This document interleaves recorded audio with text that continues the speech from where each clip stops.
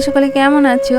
আশা করছি আমার প্রিয় বন্ধুরা খুব খুব ভালো আছো। তোমাদের ভালোবাসায় আমরাও বেশ ভালো আছি। তোমাদের সকলকে আরও একটি নতুন ব্লগে অনেক অনেক স্বাগত।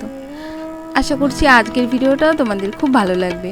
তাই বন্ধুরা প্লিজ স্কিপ করে দেখো না, ফুল ভিডিওটা দেখো আর আমার সাথে থাকার অনুরোধ রইল। এখন কিন্তু সকাল 6টা বাজে আর এর মধ্যে আমার আশেপাশে সমস্ত কাজই হয়ে গেছে, আমি স্নানটাও করে নিয়েছি। তারপর দেখো এই যে কালকে রাতে আমি রান্নাবান্না করে রেখেছি। আজকে সকালবেলা রান্নাবান্নার অতটা চাপ নেই, একটু গরম করতে হবে সব কিছু, তাহলেই সকালে রান্নাটা হয়ে যাবে। আর এই দেখো এই যে কিছুটা ময়দাও মেখে রেখেছিলাম কালকে রাতে, যেহেতু ভাবলাম একটু মাংস আছে তার জন্য লুচি খেতে চাই প্রত্যেকে, তাই এই দেখো আটাটা মাখিয়ে রেখেছিলাম আর লেচিগুলোও কেটে রেখেছি, যাতে সকালবেলা আমি তাড়াতাড়ি করে লুচিটা তৈরি করতে পারি। যেহেতু ওরা প্রত্যেকেই ছেলে যাবে স্কুলে আর ওর বাবা যাবে ডিউটিতে, আর মামাম উঠে গেলে না এই সমস্ত কাজগুলো একদমই করতে পারি না, ওই জন্য ভাবলাম রাতেই করে রাখি, তাহলে সকালবেলা খুব তাড়াতাড়ি আমি এই কাজগুলো করে ফেলতে পারবো। তারপর দেখো এই যে তোমাদের সঙ্গে কথা বলতে বলতে কিন্তু আমি অনেকটাই লুচি বানানো হয়ে গেছে, আর এর মধ্যে কিন্তু আমি ভাতও বসিয়ে দিয়েছি, ভাতও হয়ে গেছে। তারপরে দেখো এই যে খাবারগুলো গরম করে নিলাম। আর ডালটা না মাছের মাথা দিয়ে করেছিল, আর এই যে মাংস, আর এই দেখো গরম গরম ভাত, আর এটা দিয়েই আজকে আমাদের সকালের খাওয়া দাওয়া হবে। আর ওর যেহেতু খোকার বাবা ডিউটিতে যাবে, তাই বললো যে আমাকেও কিছুটা টিফিন দিয়ে দাও, পারবো। তাই দেখো এই যে খোকার বাবাকেও একটু ডাল আর একটু এই যে মাংস আর তার সঙ্গে কিছু লুচিও দিয়ে দিলাম, আর ছেলের টিফিনটাও বেড়ে নিলাম। আর জানো তো বন্ধুরা, এখন কিন্তু প্রায় ওই 10টা সাড়ে 10টা মতো বেজে গেছে। এর মধ্যে আমার ছেলেকে স্নান করিয়ে ওকে স্কুলে পাঠিয়ে দিয়েছি, খাওয়া দাওয়া করিয়ে। আর এখন কিন্তু মামামকে আবার খাওয়াতে হবে, স্নান করতে হবে, তাই ভাবলাম একেবারে বিছানাটা ঝেড়ে নিই, তারপরে আবার চলে যাব মামামকে স্নান করাতে। আর এই দেখো বন্ধুরা, আবার আমি চলে এসেছি। এখন কিন্তু ওই 1টা মতো বাজে, মামামকে একটু ঘুম পড়িয়েছি, আর এখন আমার সোনা মামাম ঘুমোচ্ছে, তাই ভাবলাম আমি এই কাজগুলো করে ফেলি। যেহেতু থালা বাসনগুলো মেজে রেখে গেছে, এইখানেই ছিল, তাই প্রত্যেকটা ঠিকঠাক করে জায়গায় রেখে, আর রান্নাঘরের এই জিনিসপত্রগুলো না কদিন ধরে রান্না বান্না করছি, আর একটু তেল চিটে ভাব হয়ে গেছে, তাই ভাবলাম শুকনো ন্যাকড়া দিয়ে এই মানে কৌটার উপরের গুলো একটু ক্লিন করে নিলাম। আর এইভাবে আমি প্রায় দিনই যখনই সময় পাই, ওই যে বললাম না, আমি এই কাজগুলো এই যে করে নিচ্ছি টুকটুক করে।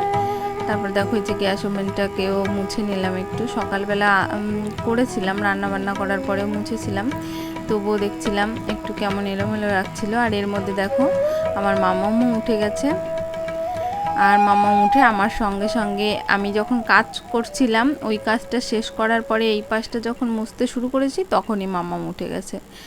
তা কী করব, মামামকে বললাম, মামাম আবার ঘুম থেকে ওঠার পরেই না একটু কান্না করেছিল, তারপরে ওকে একটু আদর করে তারপরে আবার দেখলাম এই কাজটা এখানে কমপ্লিট হয়নি, তাই আবার এই কাজটাও করে নিলাম। তোমরা তো দেখতেই পেলে যে আমার রান্নাঘরের পুরো কাজটা হয়ে গেছে। রান্নাঘরটা কিন্তু আমি সুন্দর করে গুছিয়ে নিয়েছি, আর যেহেতু বিকালবেলা রান্নাবান্না করব, এখন আর রান্নাঘর আর এলোমেলো হবে না।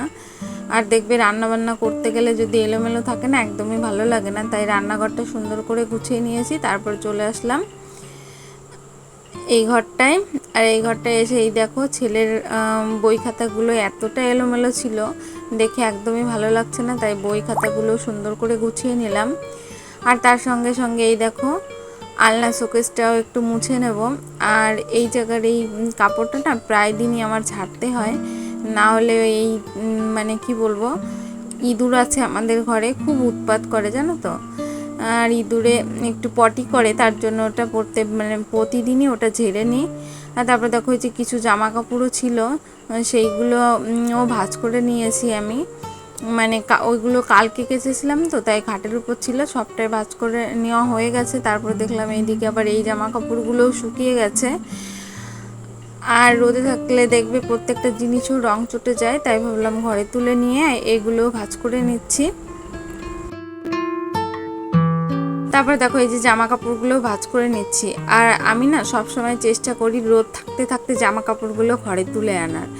তাতে কি হয়, আর রোদ থাকতে থাকতে জামা কাপড়গুলো ঘরে তুলে এনে যদি ভাঁজ করে রাখি না, সেই জামা কাপড়গুলো কিন্তু গরম গরম থাকে। আর সেইগুলো বাচ্চাদেরও মানে ব্যবহার করতে ভালো হয়, আবার নিজেরাও দেখবে যদি একটু গরম গরম থাকে না, সেই জামা কাপড়গুলো পরতে কিন্তু ভালো লাগে, যতই গরমকাল হোক না কেন। তার জন্য সারাক্ষণই চেষ্টা করি বাইরে থেকে রোদ থাকতে থাকতে জামা কাপড়গুলো এনে ঠিক মতো ঠিক জায়গায় রেখে দেওয়ার। দেখো তোমাদের সঙ্গে কথা বলতে বলতে সব জামা কাপড়গুলো আমার ভাঁজ করা হয়ে গেছে। তারপরে এখন ঘরটাকেও ঝাড় দিয়ে নিচ্ছি। আর ঘরের প্রত্যেকটা কাজ আমি সুন্দরভাবে করে নিয়েছি। আর এখন কিন্তু ওই প্রায় 1:45 মতো বেজে গেছে। আর এরপরে সব কাজ বাজ করে আমি আবার যাব স্নান করতে। তাই বন্ধুরা, তোমাদের কাছে একটাই রিকোয়েস্ট, তোমাদের যদি আমার ভিডিওটা ভালো লাগে, একটু ভালো লেগে থাকে, অবশ্যই ভিডিওটা একটা লাইক করো। আমার প্রিয় বন্ধুরা কিন্তু অনেকেই লাইক করতে ভুলে যাচ্ছে।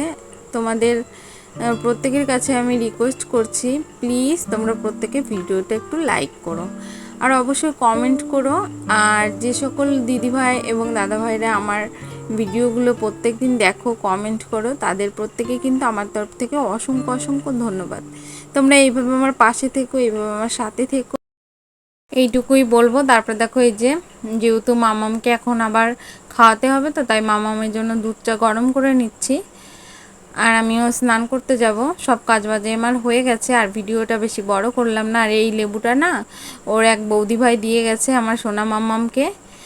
আর প্রত্যেককে টাটা, বাই বাই, ভালো থেকো তোমরা প্রত্যেকে, টাটা।